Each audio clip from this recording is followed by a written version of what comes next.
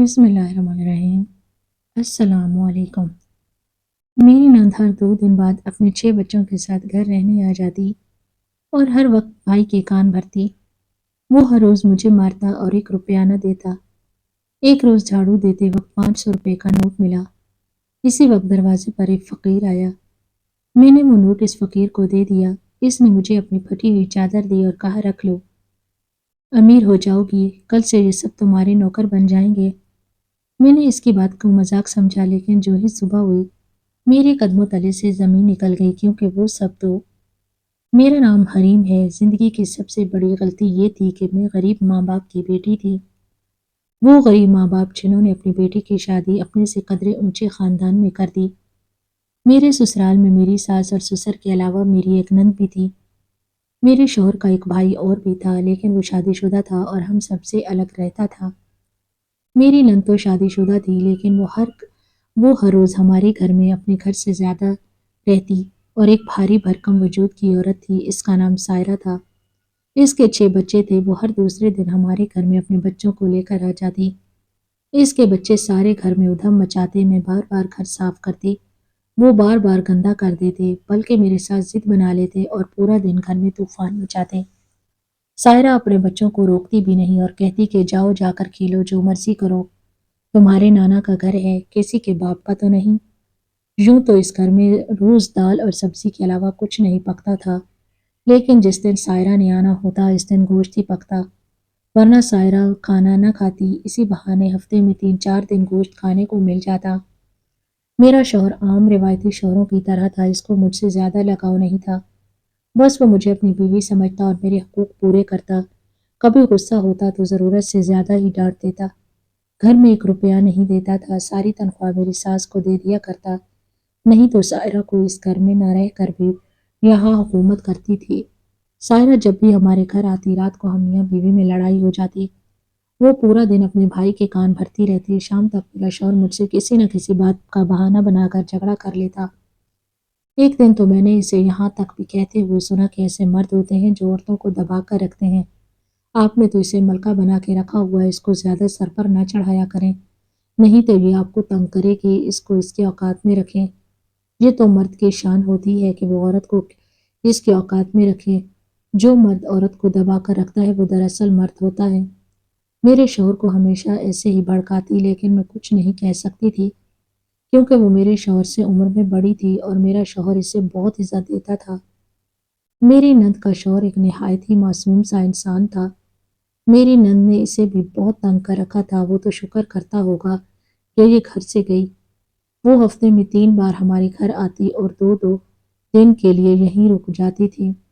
اس کا شوہر بھی منع نہیں کرتا تھا، اسے فون تک نہیں کرتا۔ اس کا گھر بھی پچھلی گلی میں تھا، اس لیے اس کا آنا جانا ہمارے گھر میں بہت آسان تھا۔ اللہ اللہ کر کے شادی کے 2 سال بعد مجھے خوشخبری ملی۔ میرے گھر بیٹا پیدا ہوا، لیکن جب تک وہ بیٹا میرے پیٹ میں تھا میری نند نے میرا جینا حرام کیے رکھا۔ اس نے مجھے اپنی مرضی سے کچھ بھی نہ کرنے دیا، نہ اچھا کھانے دیا، نہ پینے دیا۔ اگر میں اپنے شوہر سے کوئی فرمائش کرتی تو میری نند کو پتہ چل جاتا اور وہ کہتی یہ تو ان عورتوں کا ڈرامہ ہے، ہم نے بھی 6 بچے پیدا کیے ہیں، ہم نے تو اپنے شوہر کو کبھی تنگ نہیں کیا۔ شکر ہے بچے بھی بالکل ٹھیک ہیں، جو روکھی سوکھی ملی کھائی، کبھی کسی سے فرمائش نہیں کی۔ میرا شوہر جانے کیوں اس کی باتوں میں اتنی جلدی آ جاتا تھا۔ اس گھر میں میری ساس بھی تھی، وہ بھی اپنا کام کرتی رہتی، انہوں نے بھی میرا جینا حرام کیا ہوا تھا۔ میرے سسر بھی دن رات اپنی بیٹی کی تعریفیں کرتے نہیں تھکتے تھے۔ میں اس گھر میں آ کر بہت پچھتا رہی تھی، لیکن میں کبھی کچھ بھی کر نہیں سکتی تھی، یہاں تک کہ میں ایک بیٹے کی ماں بن گئی۔ سوچا کہ میں نے اس خاندان کو وارث دیا ہے، شاید اب یہ میری عزت کر لیں، لیکن ایسا بھی نہ ہوا۔ بیٹا پیدا کرنے کے بعد میری اوقات میں کوئی فرق نہ آیا۔ میرے بچے کے ساتھ بھی اس گھر میں بہت غیروں والا سلوک کیا جاتا تھا۔ وہ اس گھر کا وارث تھا، میری پہلی اولاد تھی اور ایک بیٹا تھا، لیکن پھر بھی اس کی کوئی اوقات نہیں تھی، جبکہ میری نند کے 5 بیٹیاں اور ایک بیٹا تھا۔ وہ میری ساس ان کے باری جاتی۔ میری ساس سسر ہر سال میری نند کے بچوں کے لیے سردیوں اور گرمیوں کے کپڑے بناتے تھے، جبکہ میرے بیٹے کے تو پیدا ہونے پر بھی ایک سوٹ تک نہیں دیا۔ جب میں نے شوہر سے بات کی تو میرے نند کے بچوں کے پرانے کپڑے مجھے تھما کر کہتا، یہ کپڑے ہی پہنا دو، اس نے کون سا باہر جانا ہے، ابھی تو بچہ ہے، ویسے بھی گلی میں کھیلے گا تو کپڑے گندے ہی کرے گا۔ بات نئے یا پرانے کپڑوں کی نہیں تھی، بات اس رویے کی تھی۔ آخر میں نے ان لوگوں کا کیا بگاڑا تھا؟ ایک دن میں اپنے بیٹے کے لیے کچھ بنا کر لے جا رہی تھی کہ میری نند کی ایک بیٹی نے مجھے دھکا دیا اور کھانا زمین پر گر گیا۔ میں نے اسے ڈانٹا تو کیا تم دیکھ کر نہیں چل سکتی؟ میرا اتنا کہنا تھا کہ گھر میں فساد بن گیا۔ میری نند بری طرح چلانے لگی، یہ ہوتی کون ہے میری بیٹی پر ہاتھ اٹھانے والی؟ اس نے میری بیٹی کو ہاتھ کیسے لگایا؟ میرے شوہر نے سب کے سامنے میرے منہ پر تھپڑ دے مارا اور کہا اس کے بعد کہ بہت پر نکل آئے ہیں، میں اس کو صحیح کروں گا۔ میری ساس بھی کہنے لگی ہم تو شکل دیکھ کر لے آئے لیکن یہ تو چڑیل نکلی، اس کے حالات دیکھو۔ سسر کہنے لگے بیٹا تم دوسری شادی کیوں نہیں کرتے، اس عورت سے اپنی جان چھڑوا لو۔ تبھی ہمارے گھر کے دروازے پر دستک ہوئی۔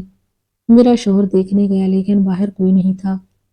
خیر اس دستک نے مجھے بچا لیا کیونکہ اس کے بعد سب اپنے اپنے کمروں میں چلے گئے۔ میں وہاں سے اٹھی تو میرا بیٹا پیار سے بولا آپ پریشان نہیں ہو ماما، مجھے بھوک نہیں لگتی۔ اس دن میرا دل اس قدر ٹوٹ گیا کہ میں بتا بھی نہیں سکتی۔ میں نے آسمان کی طرف دیکھا اور سوال کیا کہ آخر میرا کیا قصور ہے؟ اگلے دن ایک عام دن کی طرح شروع ہوا۔ میں صحن میں جھاڑو لگا رہی تھی جب مجھے 500 روپے کا نوٹ ملا۔ میں وہ نوٹ لے کر اس گھر کے کسی بھی شخص کو دیتی تو اس نے چپ کر کے لے لینا تھا، پر سوچا کہ اس نوٹ کو اپنے پاس رکھ لیتی ہوں، اپنے بیٹے کے لیے کھانے پینے کی کوئی چیز لے لوں گی، ویسے بھی وہ بیچارہ ترستا ہی رہتا تھا۔ اتنے میں کسی نے دروازے پر صدا لگائی، اللہ کے نام پہ دینے والا ہے کوئی؟ میں 4 دن سے بھوکا ہوں، کوئی بندہ اللہ کا ہے جو مجھے کچھ کھلا دے۔ میں نے سوچا اللہ کے نام پر مانگ رہا ہے، پہلا حق اس کا ہے۔ میں نے دروازہ کھولا تو ایک بوڑھا فقیر تھا، اس کی حالت واقعی بہت بری تھی۔ اس نے گندی سی پھٹی ہوئی چادر اوڑھ رکھی تھی۔ میں نے اسے وہ 500 روپے کا نوٹ پکڑا دیا اور کہا اپنے لیے کچھ لے لینا۔ میں واپس جانے لگی جب اس نے کہا بیٹی رک جاؤ، اور اس نے اپنی چادر اتار کر میری طرف بڑھائی، کہنے لگا یہ اپنے پاس رکھ لو۔ میں نے کہا نہیں، میں آپ کی چادر کا کیا کروں گی، ویسے بھی بہت سردی ہے۔ اس نے کہا تم نے مجھے 500 روپیہ دے دیا، مجھے لوگ 5 روپے سے زیادہ نہیں دیتے، میں کل بھی اس گھر میں خیرات مانگنے آیا تھا جب یہ سب لوگ تمہاری تذلیل کر رہے تھے۔ میں نے دروازے پر دستک دی اور یہاں سے چلا گیا۔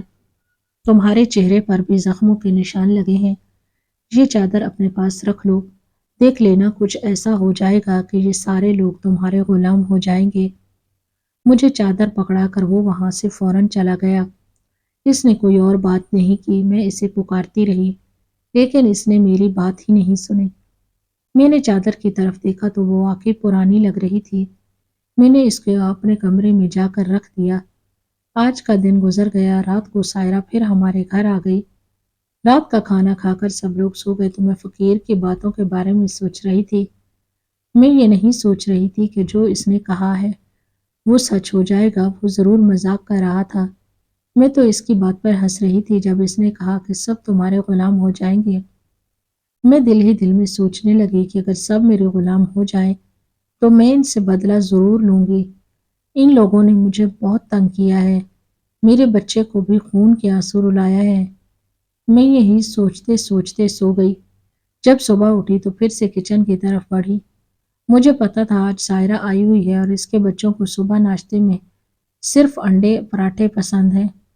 ماشاءاللہ سے وہ کھاتے بھی زیادہ تھے، اس لیے مجھے جلدی کام شروع کرنا تھا۔ میں کام میں لگی تھی کہ سائرہ وہاں آئی اور کچن کے دروازے پر کھڑے ہو کر مجھے دیکھنے لگی۔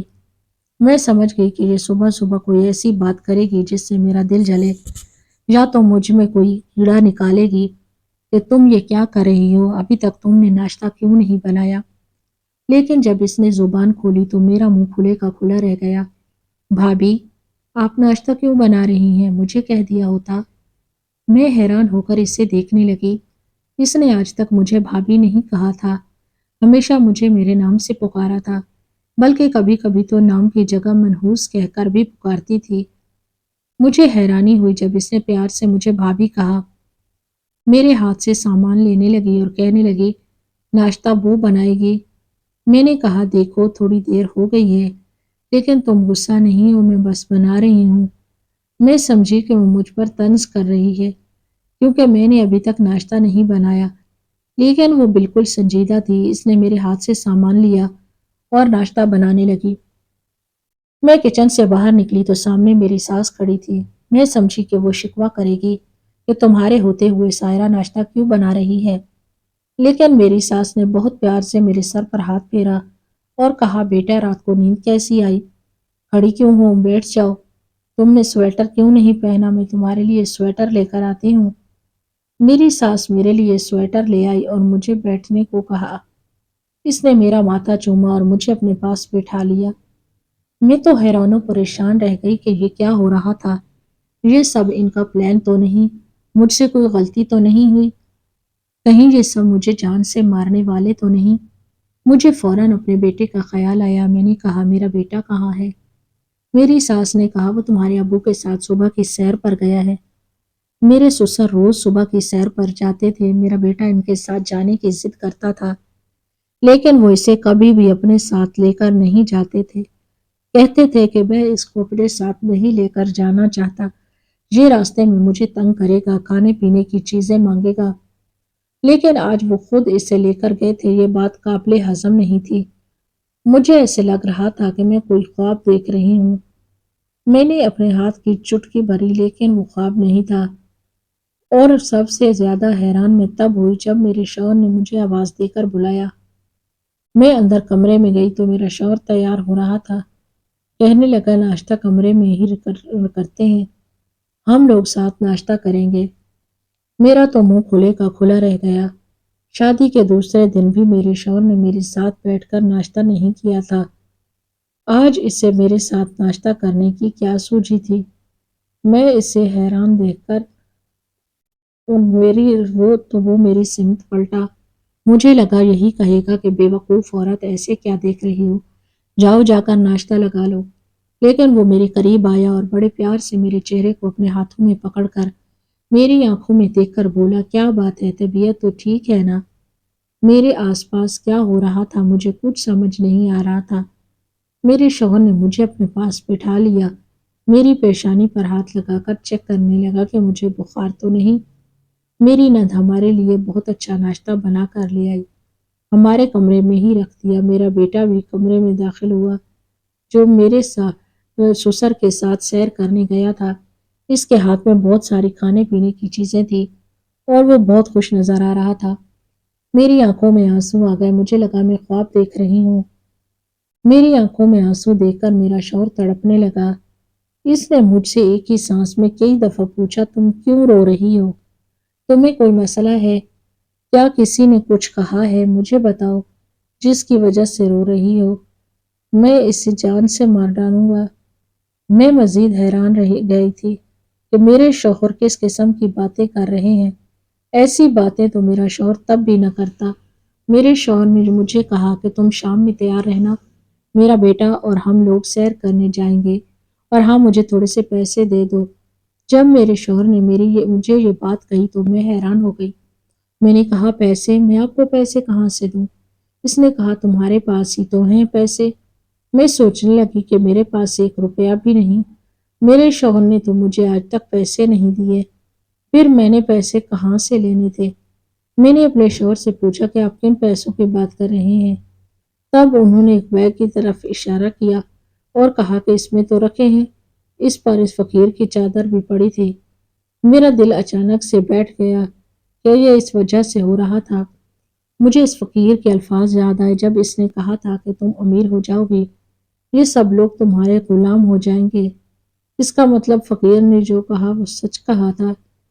میں بیگ کے بارے میں اچھی طرح جانتی تھی، یہ میرا ہی بیگ تھا۔ اس میں میرے کچھ پرانے کپڑے پڑے ہوئے تھے جن کو میں بار بار پہنا کرتی تھی، لیکن آج میں نے اسے کھولا تو میں حیران رہ گئی۔ میرا تو دل گویا دھڑکنا بھول گیا۔ وہ بیگ پیسوں سے بھرا ہوا تھا۔ میرے شوہر نے کہا، مجھے اس میں سے تھوڑے سے پیسے نکال کر دو۔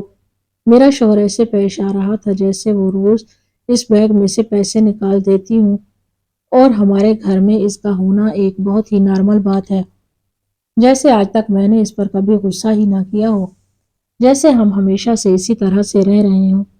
میرے شوہر نے کہا، مجھے شام کو تنخواہ ملنی ہے، میں ساری تنخواہ تمہارے ہاتھ پر رکھوں گا۔ آج ہم سیر کرنے جائیں گے۔ میرا شوہر جب کام کے لیے روانہ ہو گیا تو میں باہر نکلی۔ جب باہر کا منظر دیکھا تو میری آنکھیں پٹی کی پٹی رہ گئی۔ میری نند صحن میں جھاڑو لگا رہی تھی، وہ عورت جس کو میں نے پچھلے 4 سالوں میں اٹھ کر پانی کا گلاس پیتے بھی نہیں دیکھا تھا، آج اتنے بڑے صحن میں جھاڑو لگا رہی تھی۔ عجیب لگ رہی تھی۔ ایسا منظر بار بار دیکھنے کو کہاں ملتا تھا۔ میں اپنا سر پکڑے کمرے میں بیٹھ گئی، چادر کی طرف دیکھا۔ میں نے اس چادر کو غور سے دیکھا۔ یہ وہی چادر تھی، جگہ جگہ سے پھٹی ہوئی تھی، بہت پرانی تھی۔ پھر ایسا کیسے ہو گیا؟ اس نے کہا تھا کہ تم امیر ہو جاؤ گی اور سب تمہارے غلام ہو جائیں گے۔ میں واقعی امیر ہو گئی اور یہ سب لوگ میرے غلام ہو گئے تھے۔ سوچا کہ تھوڑا سا چیک کرتی ہوں۔ میں جلدی سے تیار ہوئی، کچھ پیسے بھی اپنے ساتھ رکھے۔ میں باہر آئی اور اپنی ساس سے کہا کہ میں اپنی امی کی طرف جا رہی ہوں۔ اگر میں پہلے بھی کہتی کہ میں نے جانا ہے تو اس کا جواب یہی ہوتا کہ کوئی ضرورت نہیں، لیکن آج جب اس نے منہ کھولا تو میں ہی لاجواب ہو گئی۔ اس نے کہا بیٹا تمہیں بتانے کی کیا ضرورت ہے؟ جب چاہو اپنی ماں کے گھر جاؤ، جتنے دن چاہو وہاں رہ سکتی ہو۔ بیٹا تمہیں بھلا اب پوچھنے کی کیا ضرورت ہے؟ میں اپنی ماں کے گھر آ گئی، اپنے باپ سے ملی، لیکن میں نے ان کو اس سب کے بارے میں کچھ نہیں بتایا۔ میں دل ہی دل میں ڈر رہی تھی کہ کہیں کسی کو کچھ بتانے سے یہ سب ختم تو نہیں ہو جائے گا۔ بہرحال میں نے باتوں باتوں میں بابا سے پوچھا کہ بابا اس گاؤں میں ایک فقیر آتا ہے، آپ کیا جانتے ہیں اس کو؟ میرے بابا نے کہا بیٹا اس طرح کو تو اسے کوئی بھی نہیں جانتا ہوگا۔ اس گاؤں میں نہ جانے کتنے فقیر آتے ہیں جاتے ہیں، لیکن بیٹا تم کیوں پوچھ رہی ہو؟ میں نے کہا کوئی بات نہیں، میں تو ایسے ہی پوچھ رہی ہوں، بس یوں سمجھے کہ میرا شوہر اس دنیا کا سب سے اچھا شوہر، میری ساس سسر اس دنیا کے سب سے اچھے ساس سسر، اور میری نند بالکل میری بہنوں جیسی بن گئی۔ وہ سب لوگ میرا خیال رکھا کرتے تھے، مجھے کوئی کام نہیں کرنے دے رہے تھے، کھانا میرے کمرے میں مل رہا تھا، وہ بھی میری پسند کا۔ میرے بیٹے سے سب لاڈ کر رہے تھے، یہ سب خواب لگ رہا تھا۔ ابھی تک مجھے یقین نہیں آ رہا تھا۔ میری زندگی دن بدن اچھی ہونے لگی، مجھے یقین آ گیا اور میں نے اس حقیقت کو مان لیا۔ شاید مجھے میرے صبر کا ہی صلہ ملا تھا۔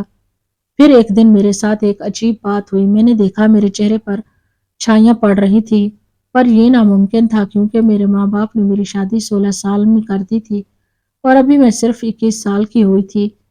میری شکل ایسے کیوں لگ رہی تھی جیسے میری عمر بڑھ رہی ہو اور میں بہت زیادہ بیمار رہنے لگی ہوں۔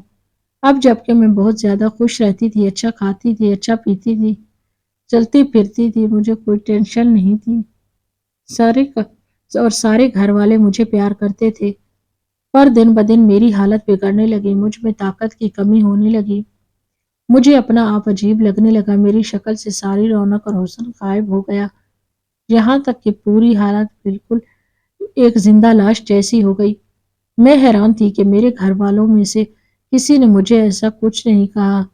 میں دن بدن بیمار ہو رہی ہوں، یہ سب تو مجھے میرا خیال کسی شہزادی کی طرح رکھ رہے تھے۔